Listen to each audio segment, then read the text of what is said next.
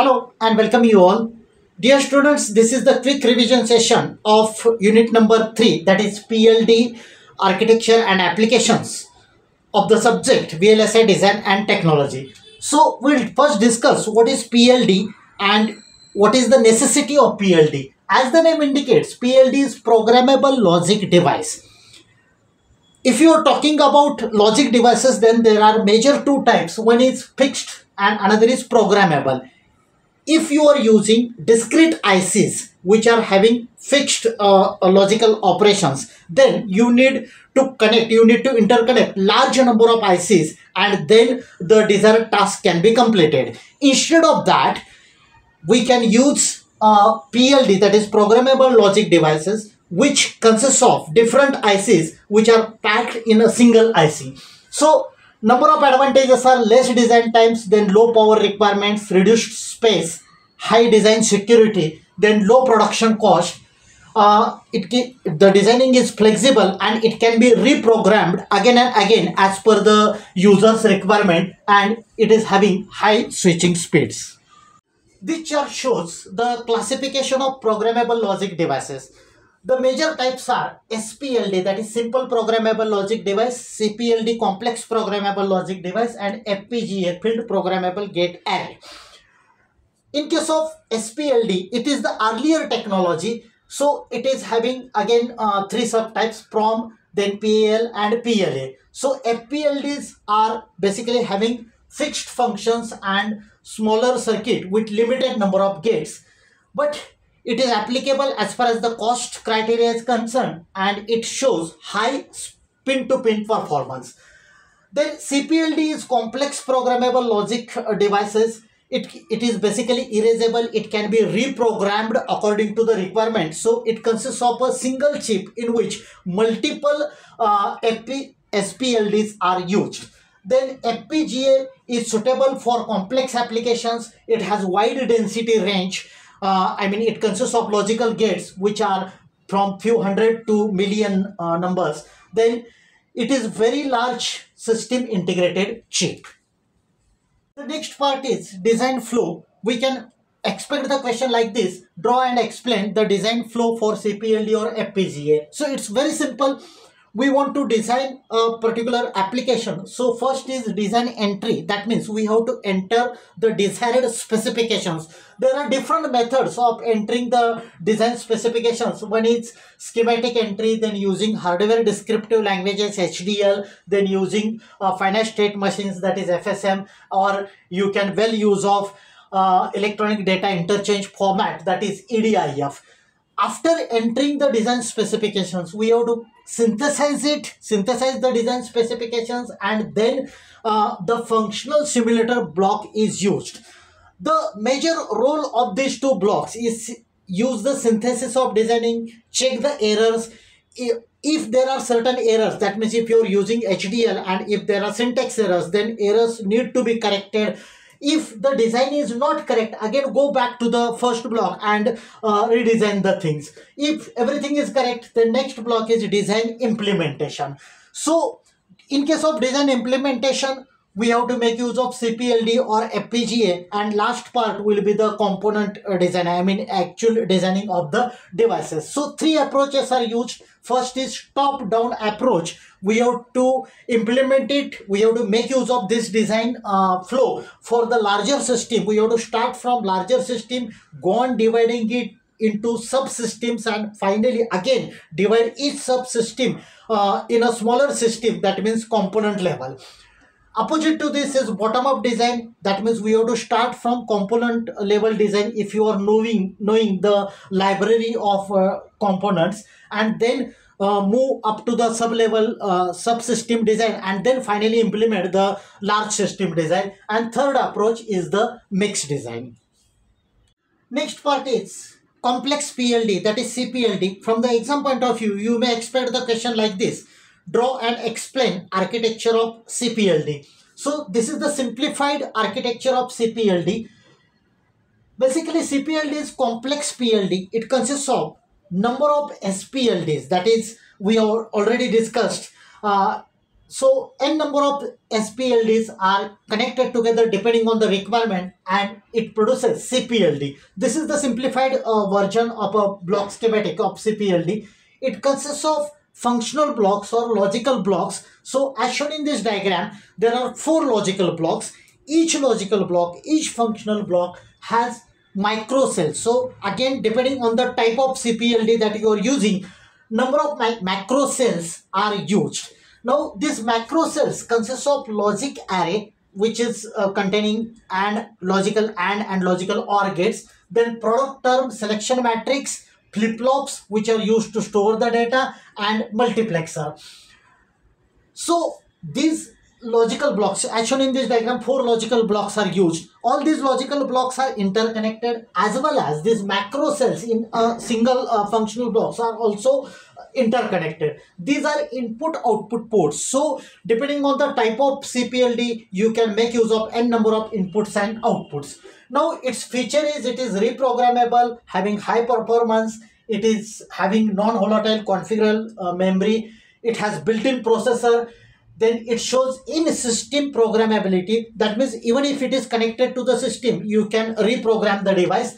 It can be inserted or removed even in the working system. Then specifications, that a particular type of CPLD depends on the application that you want to design. So the typical specifications are number of macro cells, then number of logical gates, then number of product terms that can be managed, number of shift registers that are used, then what is the internal frequency, because internal frequency decides the operating speed, then operating temperature, number of input output ports, then how many external clock connections can be given, and the number of pins used in the package. This is the block diagram of macro cell used in CPLD. We discussed that depending on the type of CPLD that you are choosing, number of macro cells are used. All these macro cells are interconnected. So these are the interconnecting wires. As shown in this diagram, it contains array of logical AND gates and a fixed OR gate.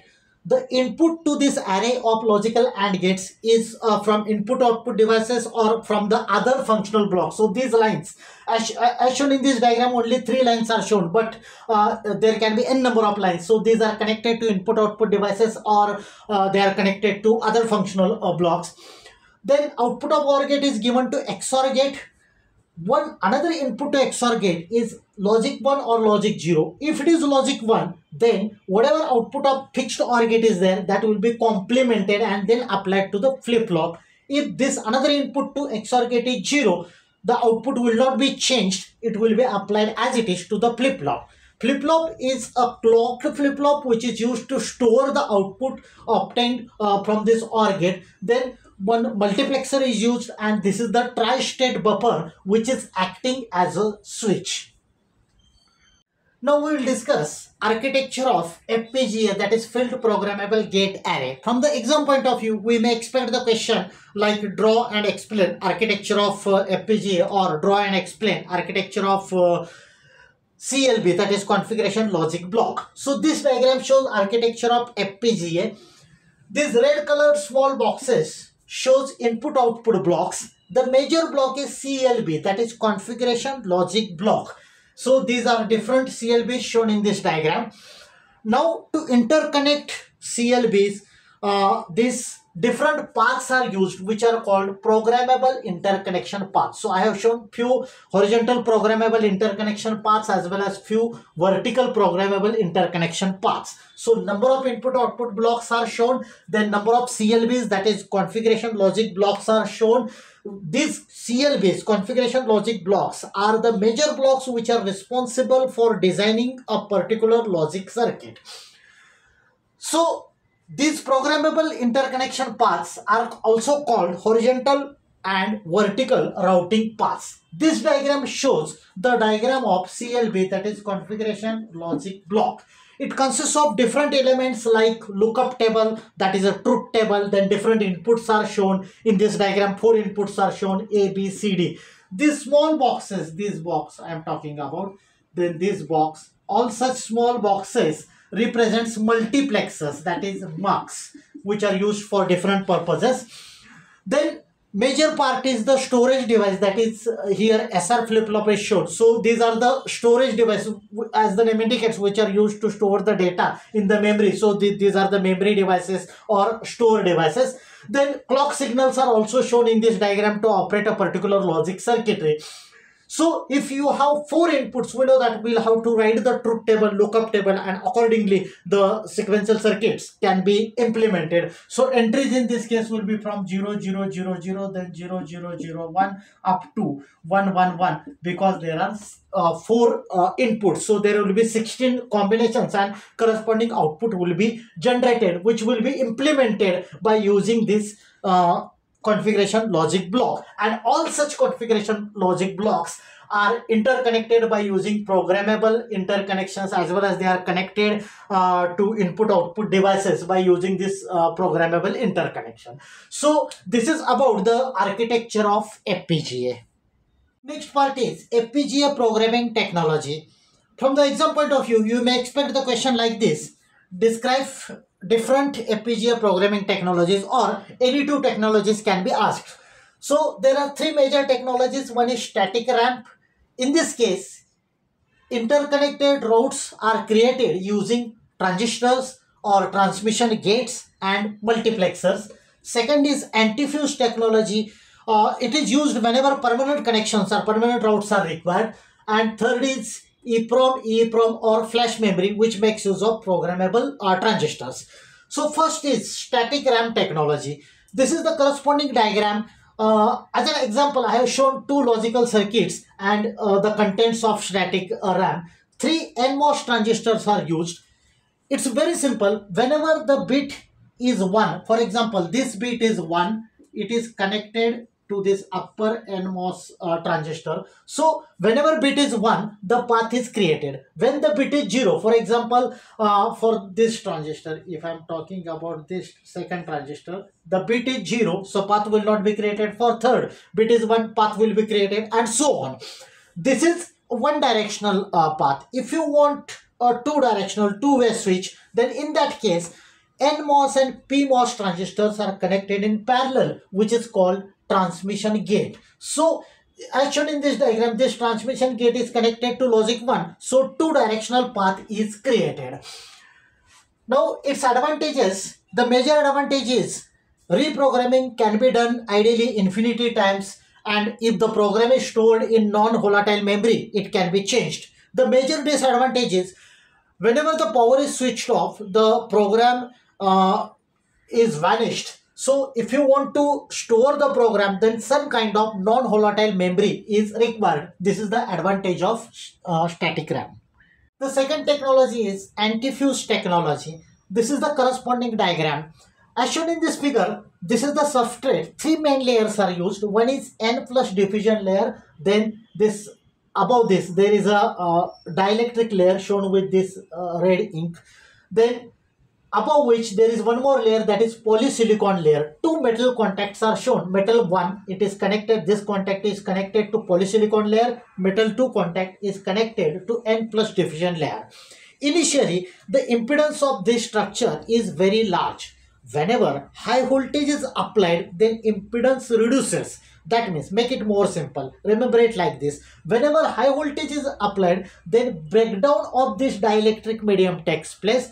Due to the breakdown, the contact or connection is established between N plus diffusion layer and polysilicon layer. That means a permanent connection is made due to breakdown of the dielectric.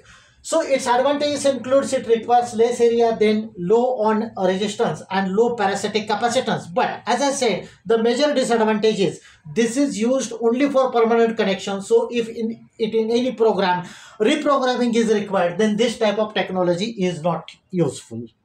The third programming technology is EEPROM or flash.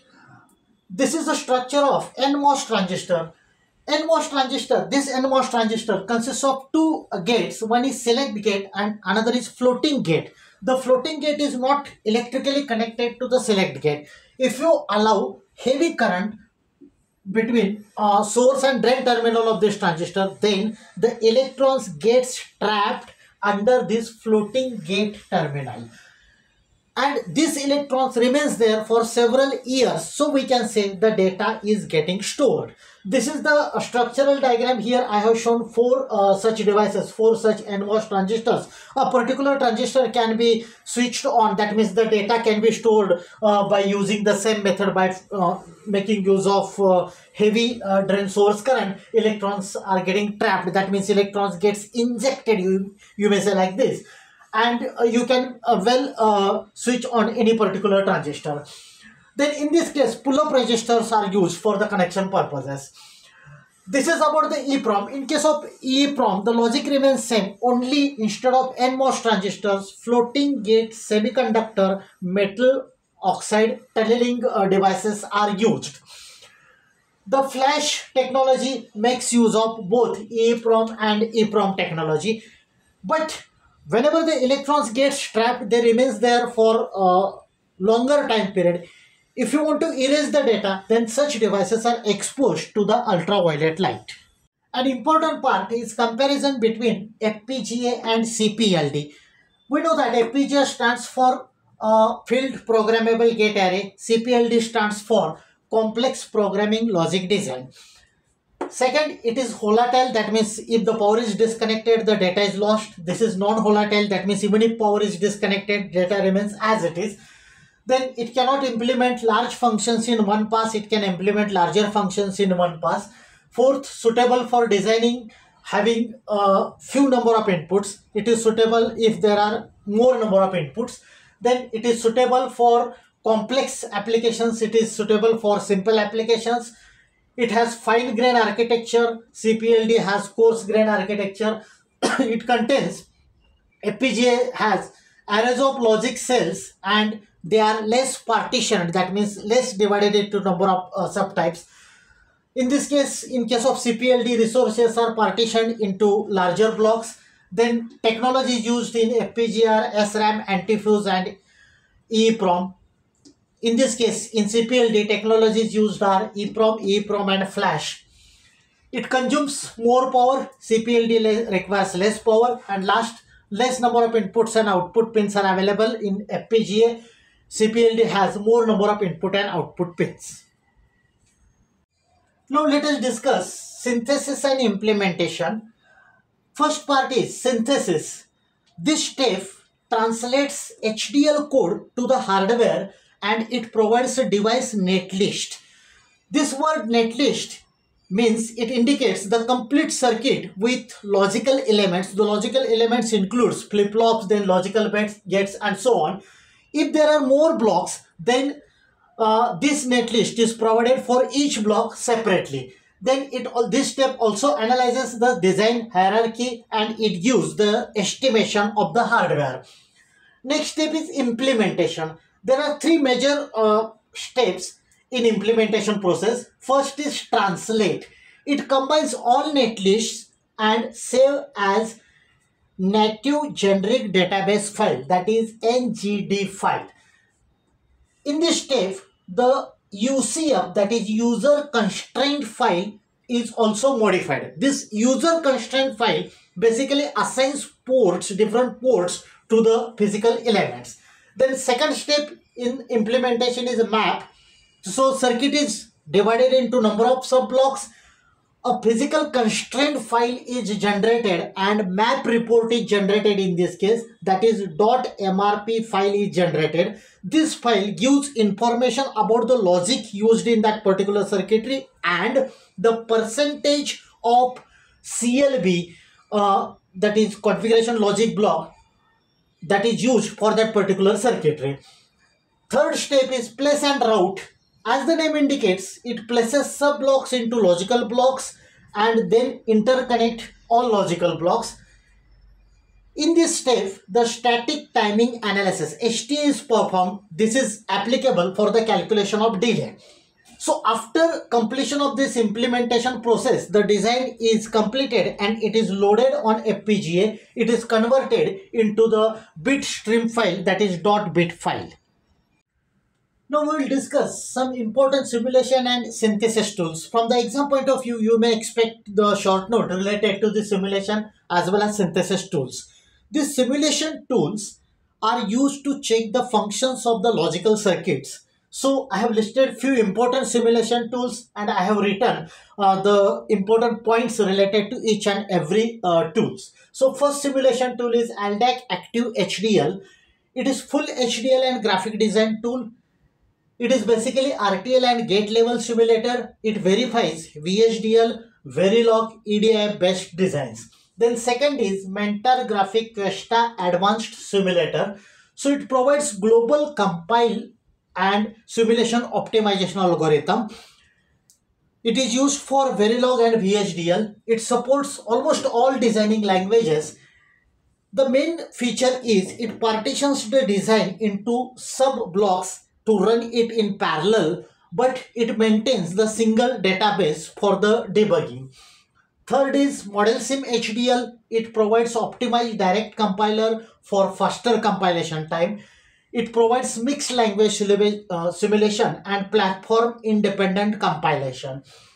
Its important features includes performance analysis, code conversion, and waveform comparison. The last tool is Cadence Incisive. It supports the gate level and RTL design, and it evaluates multiple faults, and it supports VHDL, Verilog, and System Verilog. Now the last part of this unit, let us discuss some important synthesis tools. So first is FPGA Express. So it is basically PC based FPGA logic synthesis and optimization tool.